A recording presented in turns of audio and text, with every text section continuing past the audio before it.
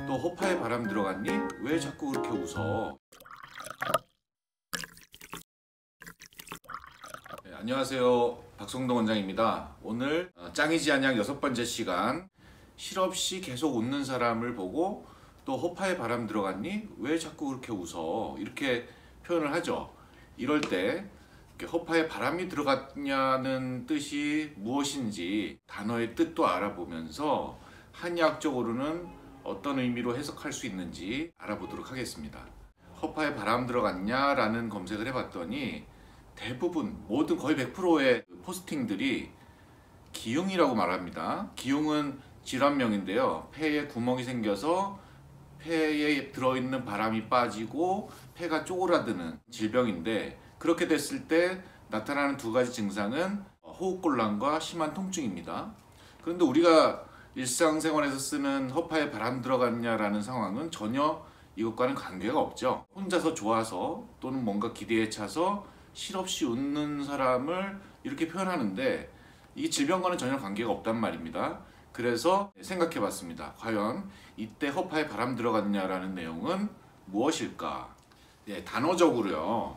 우리가 일상생활에서 쓰는 말을 몇 가지 예로 들어서 바람이라는 단어에는 어떤 뜻이 있는가 한번 알아보겠습니다. 자, 첫 번째로 비행기 태우지 마, 괜히 바람 넣지 마 이렇게 얘기하는 이때 바람은 어떤 것에 대한 기대, 희망 이런 것들, 그래서 자꾸 뻔뿌질한다 그러잖아요. 괜히 평정심이 무너지니까 에이, 바람 넣지 마 이렇게 얘기하는 것이죠. 젊은이들 사이에서는 제주 한 달 살기 바람이 불고 있습니다. 이때 바람은 그 시대적인 유행이나 기세 이런 것들을 나타낼 수 있겠고요. 그 다음에 평소에 공부 안 하던 아이가 갑자기 공부를 한단 말입니다. 그러면 제가 무슨 바람이 불어서 갑자기 공부를 할까 이렇게 말을 하기도 하죠. 이때 바람은 어떤 마음의 변화라든지 이런 것들을 표현하는 의미일 테고요. 공부에 바람나서 밤을 꼴딱 새웠다, 또는 너 바람 났냐? 이런 얘기를 쓰는데 이때의 바람은 어떤 일에 홀딱 빠지는 거예요. 공부일 수도 있고 사람일 수도 있고, 이와 같이 바람은 여러 가지 뜻을 담고 있는데 기흉이라고 할 때의 그 바람은 공기를 말하는 거였어요. 그 에어죠, 에어. 허파는 원래 공기가 들어가고 나가는 이런 장기인데 허파에 바람 들었냐? 이렇게 얘기하는 것은 그 좀 넌센스한 부분이잖아요. 당연히 바람이 들고 나는 건데요.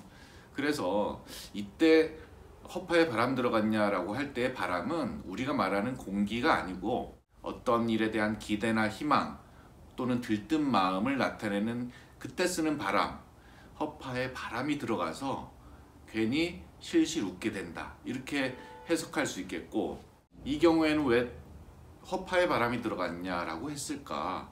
그 선조들의 어떤 해악이나 재치라고 볼 수 있는데요. 말놀이 있잖아요. 말을 가지고 이렇게 유의적으로 장난치거나 비틀거나 해서 좀 재미를 느끼는 그런 표현들을 하는데, 그게 허파는 공기를, 바람을 담는 장기이고 여기서 말하는 바람은 전혀 의미가 다른 희망이나 기대 또는 들뜬 마음을 담은 바람이지만 허파의 바람과 이 기대의 바람을 교묘하게 이렇게 섞어서 너 허파에 바람이 들어갔냐라고 표현한 것이 아닐까, 저는 이렇게 강력히 추정합니다. 그래서 허파에 공기가 아니고 들뜬 마음이라는 바람이 들어가서 표출되는 것을 표현했다고 생각을 하고요. 이것을 한의학적으로 재해석한다면 한의학에서는 칠정이라는 것이 있습니다.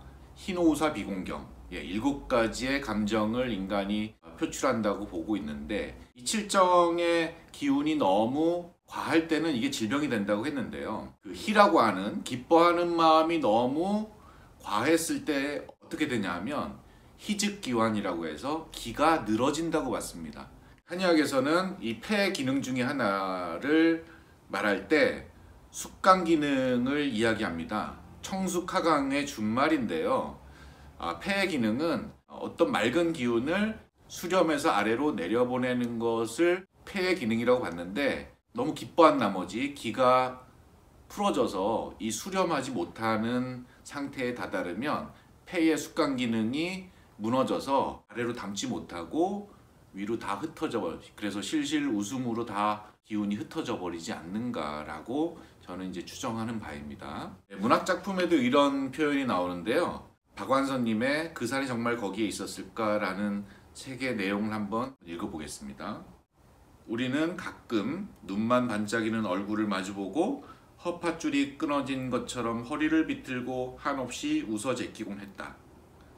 이런 표현이 나오는데, 이것처럼 허파줄이 끊어졌다, 허파에 바람이 들어갔다, 그래서 허파의 기능이 제대로 기능을 못한다고 했을 때 웃음이 위로 자꾸 터지는 이런 상황을 문학작품에서도 표현하고 있습니다.